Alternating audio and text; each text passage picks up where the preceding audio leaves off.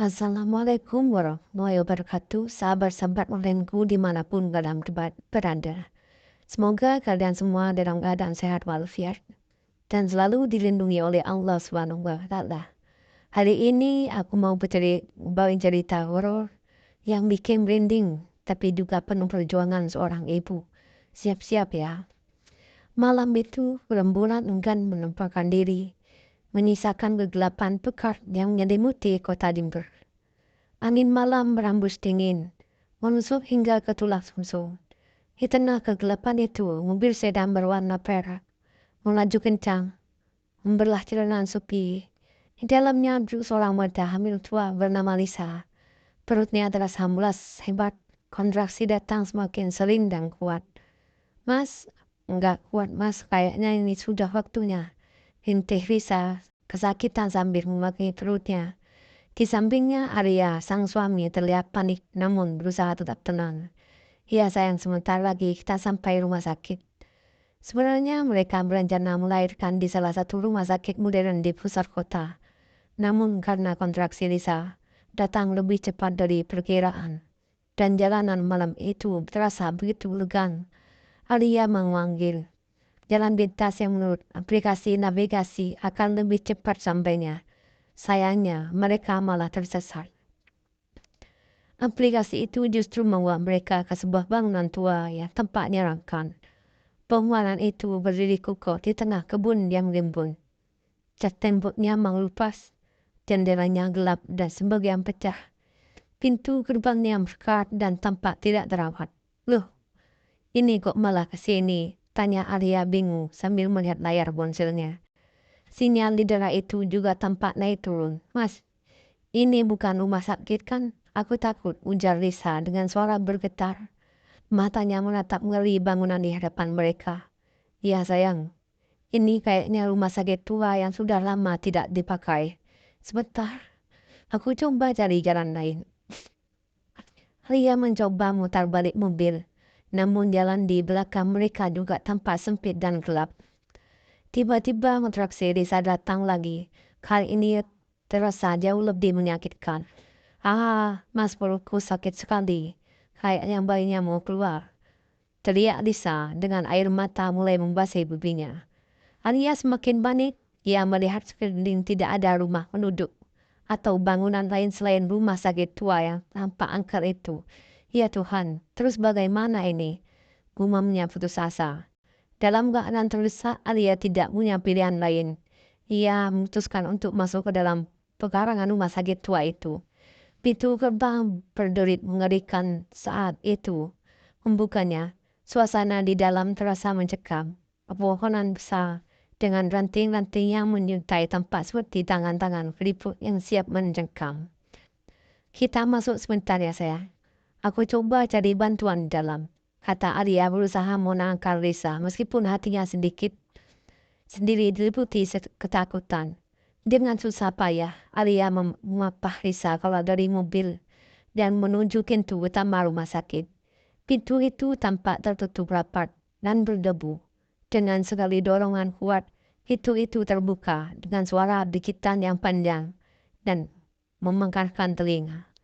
Begitu masuk ke dalam, aroma pengap dan bau obat-obatan bercampur dengan bau lembab langsung menyekap indera penciuman mereka. Cahaya remang-remang dari senter ponsel Alia hanya mampu menerangi sebagian kecil ruangan. Tampak luas dan kosong. Debu tebal menutupi lantai. Perabotan yang masih tersisa. Kursi-kursi usang dan ranjang-ranjang berkarat tampak berjejer di sepanjang lorong yang gelap. Mas, aku merinding.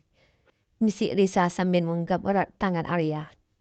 Tiba-tiba terdengar suara langkah kaki pelan dari ujung lorong.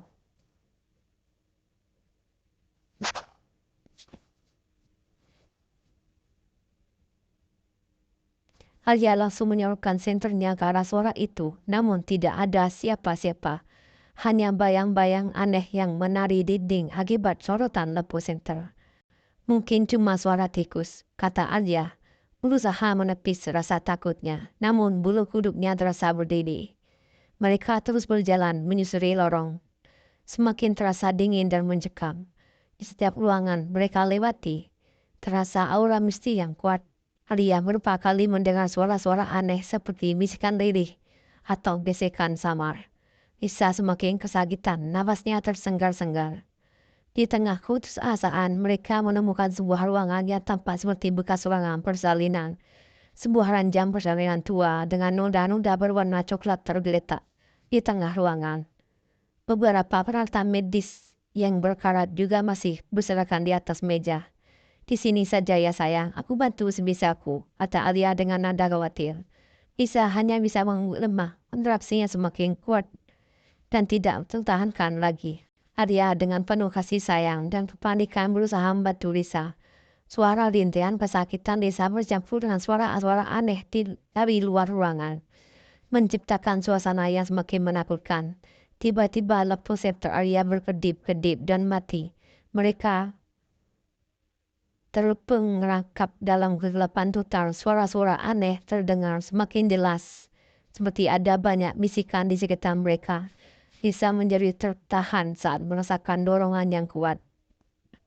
Mas, ini keluar mas. Dalam kegelapan yang mencekam, Arya dengan sekuat tenaga membantu Lisa. Ini bisa merasakan kehadiran suatu yang lain ruangan itu. Hawa dingin yang menusuk dan bau anyir yang semakin menyengat. Namun, ia berusaha fokus pada Lisa dan bayi mereka. Setelah perjuangan dan panjang, melelahkan suara tangisan bayi pecah menjakan keheningan rumah sakit tua yang angker itu.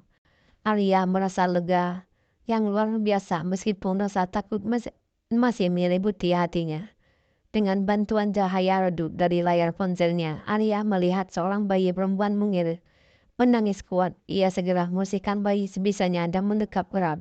Tiba-tiba terdengar suara pintu terbuka perlahan. Di ambang pintu tampak seorang wanita tua berpakaian putih rusuh, berdiri dengan tatapan kosong. Arya dan Lisa langsung terdiam. Tubuh mereka membeku ketakutan. Wanita tua itu berjalan mendekat dengan langkah kontai. Bau anyir tercium semakin kuat. Arya melindungi Lisa dan bandingnya dengan tubuhnya.